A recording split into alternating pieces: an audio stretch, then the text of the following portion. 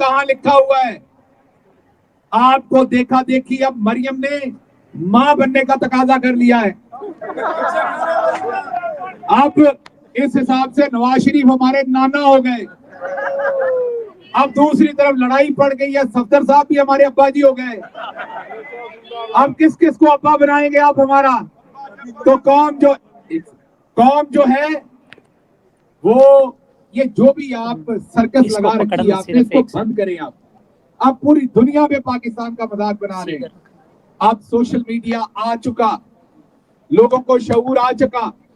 انہوں نے جب شروع میں ڈرانا شروع کیا تو میں اوورسیز, کیونکہ میں تو کریا پھرتا ہوں, میری تو اب ڈیوٹی یہ لگی ہوئی ہے, اتنا سفر کرتا ہوں, یقین کریں کئی دفعہ یاد نہیں ہوتا کس شہر میں ہوں. میں جب دیکھ رہا تھا, اور میں ایک آپ کو واضح بات کر دوں, میں کوئی سرکاری فنڈز کسی طرح کے پارٹی کے استعمال نہیں کرتا ٹریول کے لیے. میں اپنے فنڈز کے ساتھ ٹریول کرتا ہوں, جو بھی میرے پاس تھوڑے ہیں زیادہ ہیں, یہ آپ کو پتا ہونا چاہیے. یہ وہ تبدیلی ہے. بہت شکریہ. یہ وہ تبدیلی ہے جو عمران خان لے کے آئے. میں آپ کو ایک واقعہ سناتا ہوں کہ ہماری یہ ٹریننگ کیسے ہوئی ہے. ابھی میں جب یہاں آ رہا تھا تو یہاں کے دوست پوچھ رہے تھے کہ آپ کو ٹکٹ بھیجتے ہیں. اس سے پہلے اٹلی والے پوچھ رہے تھے کہ ٹکٹ بھیجتے ہیں. تو میں آپ کو بتاؤں کہ یہ ٹریننگ کہاں پر ہوئی تھی. عمران خان صاحب سعودی عرب جا رہے تھے, میں جانا چاہتا تھا, باقی ملکوں میں میرا دل نہیں ہوتا تھا, سعودی عرب جانا چاہتا تھا کیونکہ اس بہانے حرم شریف کے اندر جانے کا موقع ملتا. تو میرا دل بہت تھا, 24 گھنٹے میں ان کے ساتھ ہوتا تھا, لیکن میرا حوصلہ نہیں پڑتا تھا کہ میں انہیں یہ کہوں. تو پلان ہو رہا تھا وزٹ, روز میٹنگ ہو رہی تھی, میں سب میٹنگ میں ہوتا تھا, میں جاتا تھا آ جاتا تھا. تو کووڈ تھا ان دنوں, عام فلائٹ چل نہیں رہی تھی, ایک ہی فلائٹ جانی تھی. ایک تو پرائم منسٹر صاحب کا جہاز جانا تھا جو بہت چھوٹا ہے, جس میں تھوڑے سے لوگ آتے ہیں, اور اس کے علاوہ ایک فلائٹ جانی تھی جس میں ضروری افسران نے وہاں جانا تھا کیونکہ سگنیچر ہونے تھے کچھ معاہدوں کے. تو وہ PIA کی ایک اسپیشل فلائٹ جا رہی تھی, اور وہ اس دن شام کو 6 بجے جانی تھی. دوپہر 12 بجے یا 11:30 بجے میں آفس میں بیٹھا تھا کہ مجھے آگے بتایا گیا کہ وزیر اعظم آپ کو یاد کر رہے ہیں. جہاں میں بیٹھا تھا اس سے کوئی آپ کہہ لیجئے 200 فٹ دور وہ میٹنگ روم میں میٹنگ کر رہے تھے. میں گیا, میں ان کی بات سننے گیا, تو انہوں نے مجھے اشارہ کیا کہ کیونکہ وہ میٹنگ کر رہے تھے کہ میں قریب آؤں, تو انہوں نے مجھے کان میں کہا کہ یہ وزٹ بہت امپورٹنٹ ہے, تو میں چاہتا ہوں کہ تم وہاں پہلے چلے جاؤ اور وہاں پر ساری چیزیں خود دیکھ لو جا کے. میں تو چاہتا تھا کہ میں جاؤں, تو میں نے فوراً کہا جی بالکل ٹھیک ہے, اور میں نے سوچا میں نکلوں اس سے پہلے کہ ان کا فیصلہ چینج ہو جائے. تو اس کے بعد جیسے ہی میں مڑا اور انہوں نے مجھے پھر واپس بلایا, اور ساری میٹنگ کے سامنے انہوں نے مجھے کہا کہ ہاں آپ جا رہے ہو لیکن میک شور کہ آپ اپنے خرچے سے ٹکٹ خریدو. تو یہ تھا آپ کا وزیر اعظم. میں کیبنٹ کا ممبر تھا. عمران خان عمران خان عمران خان, مجھے ٹیکس پیئر کے پیسے پہ ٹکٹ لینے کی اجازت تھی. اب تو ان کے جو فوٹوگرافر ہیں اور ان کے جو باورچی ہیں وہ بھی جاتے ہیں, لیکن وہ آپ کا ایسا وزیر اعظم تھا کہ ایک ایک پائی کا حساب لیتا تھا. تو جب میں نکلا تو میں نے سوچا کہ اب کہاں جانا ہے, 6 بجے فلائٹ ہے, ویزا میرے پاس ہے نہیں.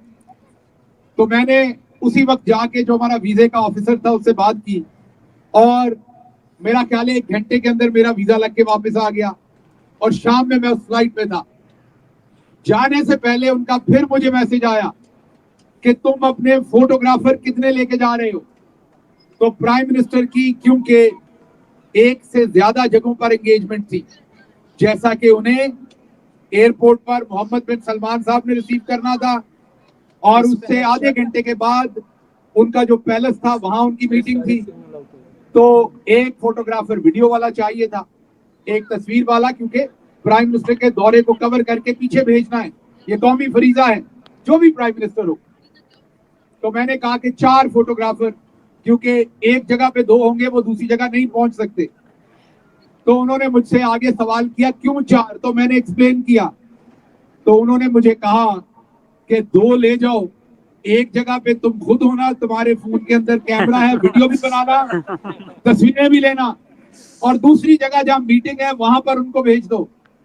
तो ऐसा शख्स था वो वजीर आजम आपका, जो इंशाल्लाह आइंदा फिर आपका वजीर आजम बनने वाला है। और सारी उम्र हमें बताने वाले फौजी जर्नैल हमें बताने वाले कि सियासतदान करप्ट हैं, कंप्रोमाइज्ड हैं, ये मुहिब्बे वतन नहीं है, इनका मजहब ठीक नहीं है, इनका इखलाकी जो मेयार है वो ठीक नहीं है। और आखिरकार बिल्ली थैले से निकली तो पता चला कि वो बिल्ला है, और वो बिल्ला जनरल साहब है। इनको करप्ट लोग पसंद हैं, इन्हें आखिरकार शहबाज शरीफ जैसे लोग चाहिए, इन्हें रज के नलायक मेरी बाजी मरियम चाहिए। क्योंकि जो ईमानदार है वो आंखों में आंखें डाल के बात करता है, वो सवाल पूछता है, वो बुलशिट नहीं बर्दाश्त करता। और इनको आदत पड़ी हुई है कि सियासतदान इनके सामने झुके। लेकिन मैं इनको वाजे बताता हूं, अगर आप अकल से सोचें तो इसमें आपकी अपनी शान में कमी है। जब आप अपने यहां सियासतदानों को पनपने नहीं देते तो आपके सियासतदान आपके सामने तो झुकते हैं, वो जब बाहर आते हैं तो वहां भी झुक के बात करते हैं। और फिर आप रोते हैं कि जब पूरी दुनिया में पाकिस्तानी फौज के खिलाफ प्रोपेगेंडा होता है तो आप कहते हैं हमें कोई दिफा करने वाला नहीं है, हमारे पास कोई इंटरनेशनल लेवल की आवाज नहीं है। और जो आवाज जन्म लेती है आप उसका गला घोंट देते हैं। ये आपके इदारे के खिलाफ असल में साजिश है। जो दुनिया के मुल्कों की इज्जत है वो बंदूकों से नहीं होती, वो लीडरशिप करवाती है। इसमें कोई शक नहीं कि बंदूकों से मुल्क के दिफा किए जाते हैं, लेकिन बात बंदूक तक ना पहुंचे इसके लिए तगड़ी लीडरशिप की जरूरत होती है। तो मैं आप सबका एक दफा फिर शुक्रिया अदा भी करता हूं और ये भी याद दिलाता हूं कि इमरान खान साहब ने आपको तरसीलाते ज़र भेजने से मना किया है। 1-2 महीने आपने, ज्यादा लंबा नहीं होगा ये, 2-3 महीने आपने कोशिश करनी है कि तरसीलात को हर सूरत रोके। और इसके साथ साथ आवाज उठाइए। जब मैं जाया करता था बहुत सारी जगहों पे तो शुरू में लोग डर गए इनसे। जब राणा सनाउल्लाह, मैं मेरा ख्याल पंजाबी च गल कर लेना, शुरू विच राणा सनाउल्लाह और इन्हां दे जिहड़े दूसरे हवारी ने उन्होंने लोगों को डराया कि तुसीं पाकिस्तान आओगे तो ऐ कर देंगे ओ कर देंगे। ये सब धमकियां ने। कियानी साहब हुण हो के आए ने पाकिस्तान तो, जाहिर है इत्थे साडा पीटीआई का सरगर्म आदमी है, पूरी मेहनत करता है। मैं जिथे भी जाता सा शुरू च ओवरसीज पाकिस्तानी शरीफ ने, वो बेचारा कोई मुंह लुका के आंदा सी, कोई मास्क लैके आंदा सी, उन्होंने ये सी कि फड़े ना जाइए किते। लेकिन आहिस्ता आहिस्ता लोगों नूं इन्हां दी समझ आ गई कि ठग ने, चोर ने, इन्हां दा काम है तुहानूं डरा के रखना। इन्हां दे पल्ले होर कुछ नहीं सिवाय डराउण तो। हाँ जाहिर है पाकिस्तान जिन्हां कोल लाठी है, बंदूक है, जिहड़ा काबू आंदा उहनूं चुक लैंदे ने, मारदे ने। इत्थे पुलिस नहीं है, इत्थे इंटैलीजेंस एजेंसियां नहीं है, इन्हां दी फौज नहीं है। लेकिन इन्हां दी फौज इन्हां दे अपने लोकां ते जुल्म करने वास्ते नहीं है। बदकिस्मती नाल साडे जिहड़े उत्ते लोग बैठे ने वो अपने इदारियां नूं अपने लोकां दे खिलाफ इस्तेमाल कर रहे ने। यही गल इमरान खान ने की है दोनों खतां दे विच कि फौज दा ते जिहड़ा अवाम दा प्यार है ਉਹਦੇ खिलाफ इस साजिश नूं बंद किया जाए। साडे बहादुर फौजी रोज शहीद हो रहे हैं। इहो जिहियां पॉलिसियां क्यों बनाते हो कि उन्हां दी शहादत होवे। कल दी खबर है ड्रॉप साइट दी अमरीकी जरीदे दी कि पाकिस्तानी जरनैल ट्रंप नूं अफगानिस्तान च नवीं जंग ऑफर कर रहे ने। ਪਿਛਲੀ ਜੰਗ ਦੇ ਵਿੱਚ ਅਸੀਂ 85,000 ਸ਼ਹਾਦਤਾਂ ਦਿੱਤੀਆਂ। ਅਸੀਂ ਮਜ਼ੀਦ ਆਪਣਾ ਖੂਨ ਲੋਕਾਂ ਦੀਆਂ ਜੰਗਾਂ 'ਚ ਨਹੀਂ ਦੇਣਾ ਚਾਹਤੇ। ਇਹੀ ਗੱਲ ਇਮਰਾਨ ਖਾਨ ਨੇ ਕਹੀ ਸੀ। ਇਸ ਲਈ ਮੇਰਾ ਆਖਰੀ ਮੈਸੇਜ ਤੁਹਾਨੂੰ ਇਹ ਹੈ, ਤੁਸੀਂ ਇੱਥੇ ਸਾਰੇ ਜਿਹੜੇ ਖਲੋਤੇ ਹੋ ਉਹ ਇਹ ਸਵਾਲ ਪੁੱਛਦੇ ਹੋ ਕਿ ਇਹ ਮਾਮਲਾ ਕਿਦੋਂ ਤੱਕ ਚੱਲੇਗਾ, ਖਾਨ ਸਾਹਿਬ ਕਿਦੋਂ ਬਾਹਰ ਆਣਗੇ, ਕੱਲ ਆਣਗੇ ਜਾਂ ਪਰਸੋਂ ਆਣਗੇ, ਇਹ ਮਾਮਲਾ ਹੱਲ ਹੋਏਗਾ ਜਾਂ ਇੰਜ ਹੀ ਇhtਜਾਜ ਕਰਨਾ ਪਏਗਾ। ਇਹ ਸਵਾਲ ਹੈ ਨਾ ਤੁਹਾਡੇ ਸਾਰਿਆਂ ਦੇ ਦਿਮਾਗਾਂ 'ਚ। ਇਹਦਾ ਮੈਂ ਛੋਟਾ ਜਿਹਾ ਤੁਹਾਨੂੰ ਜਵਾਬ ਦੇ ਦਿੰਦਾ। इमरान खान अगर ते बाहर आना चाहे तो आज शाम तक आ जाता है। इमरान खान अगर बाहर आना चाहे आज शाम तक इमरान खान बाहर आ जाएगा। लेकिन इमरान खान तुहाडी अणख दी जंग लड़ रहा है। हुण जवाब तुसीं ये देना है कि तुहाडा लीडर सिर नीवा करके निक्के बूहे चो जेल चो निकले या उस जेल दे वड्डे फाटक नूं तोड़ के ਤੁਹਾਡੀ ਅਣਖ ਦੇ ਨਾਲ ਬਾਹਰ ਆਵੇ इंशाअल्लाह। और ਤੁਹਾਡਾ ਲੀਡਰ ਡਟਿਆ 5 ਸਾਲ ਲੱਗਣ 10 ਸਾਲ ਲੱਗਣ ਉਹ ਡਟ ਕੇ ਖੜਾ ਹੈ और वो बर्दाश्त करेगा हर जुल्म ਨੂੰ। और मेरा ਤੁਹਾਡੇ ਨਾਲ ਵਾਅਦਾ ਹੈ ਕਿ ਜਿੰਨੀ ਸਾਡੇ 'ਚ ਕਪੈਸਿਟੀ ਹੈ, ਜਿੰਨੀ ਸਾਡੀ ਔਕਾਤ ਹੈ, ਸਾਡੇ ਜਿਹੜੇ ਵੀ ਰਿਸੋਰਸਸ ਨੇ ਉਹ ਇਮਰਾਨ ਖਾਨ ਵਾਸਤੇ ਉਹਦੇ ਕੌਜ਼ ਵਾਸਤੇ ਵਕਤ ਨੇ ਉਹਦੇ ਨਾਲ ਖਲੋਤੇ ਆ। 1 ਇੰਚ ਪਿੱਛੇ ਨਹੀਂ ਹੋਵਾਂਗੇ इंशाअल्लाह। और ਮੈਨੂੰ ਤੁਹਾਡੇ ਕੋਲੋਂ ਵੀ ਇਹੀ ਵਾਅਦਾ ਦਰਕਾਰ ਹੈ ਕਿ ਸਫ਼ਰ ਜਿੰਨਾ ਵੀ ਲੰਮਾ ਹੋਵੇ ਇਹ ਸਵਾਲ ਨਹੀਂ ਪੁੱਛਣਾ, ਇਹ ਸਵਾਲ ਨਹੀਂ ਪੁੱਛਣਾ ਕਿ ਕਦੋਂ ਮੁੱਕੇਗਾ।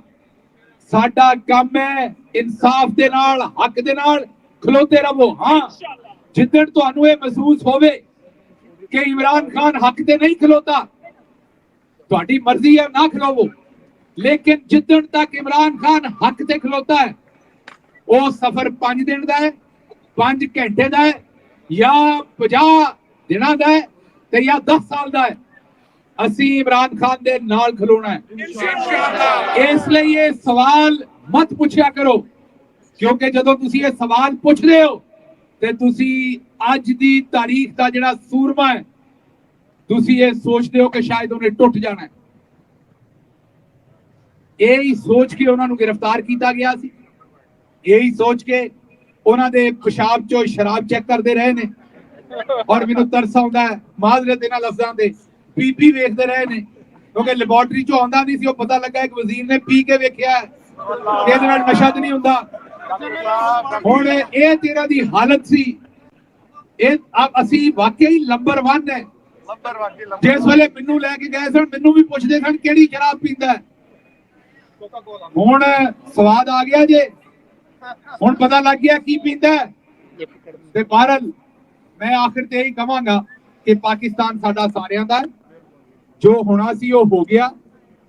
आओ आइन ते वापस आइए, जिन्हां ने जुल्म कीता उन्हां दा एहतसाब होवे, उन्हां नूं सज़ावां मिलण, जिले शाह नूं शहीद करने वालियां नूं कटहरे च लिआइए, अरशद शरीफ नूं शहीद करने वालियां नूं कटहरे च लिआइए, खवातीन दी बेहुरमती करने वालियां नूं कटहरियां च लिआइए, इमरान खान ते गिरेबान ते हाथ पाउण वाले ओ जेहड़े रेंजर वाले सन ते उन्हां नूं हुक्म देण वाला जेहड़ा बंदा भी सी ओदा एहतसाब करिए और पाकिस्तान अगे वधे। हुण मेरे नाल तुसी नारे लाउणे ने, कौन बचाएगा पाकिस्तान? इमरान खान, इमरान खान। कौन बचाएगा पाकिस्तान? इमरान खान, इमरान खान। कौन बचाएगा पाकिस्तान? इमरान खान, इमरान खान। आखिर ते साडा जिहड़ा इवेंट है ਇਹਦੇ ਜਿਹੜੇ ਆਰਗੇਨਾਈਜ਼ਰ ਨੇ मैं ਨਾਂ नहीं ਲਵਾਂਗਾ ਇੱਕ ਇੱਕ ਦਾ, क्योंकि फिर कई दोस्तों के नाम रह जाते हैं।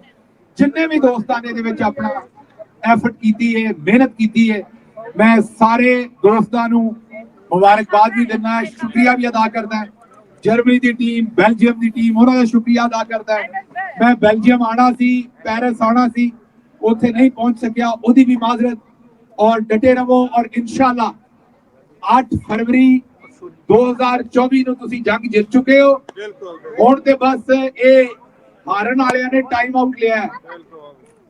ਇਹ ਤੁਸੀਂ ਮੁਕਾਬਲਾ 7-10 ਨਾਲ ਜਿੱਤ ਚੁੱਕੇ ਹੋ। 7 ਗੋਲ ਤੁਹਾਡੇ ਨੇ ਤੇ 3 ਉਹਨਾਂ ਦੇ ਨੇ ਤੇ ਮਿੰਟ ਰਹਿ ਗਏ ਨੇ ਖੇਲ ਦੇ ਵਿੱਚ 5। ਇਹ ਹੁਣ ਜਿੰਨਾ ਚਿਰ ਮਰਜ਼ੀ ਟਾਈਮ ਆਊਟ ਲੈ ਕੇ ਖਲੋਤੇ ਰਹਿਣ, ਮੈਚ ਤੁਸੀਂ ਜਿੱਤ ਚੁੱਕੇ ਹੋ। ਸਬਰ ਦਾ ਦਾਮਨ ਹੱਥ 'ਚ ਰੱਖੋ और इंशाल्लाह अल्लाह ਤੁਹਾਨੂੰ फतह देगी। कौन बचाएगा पाकिस्तान? कौन बचाएगा पाकिस्तान?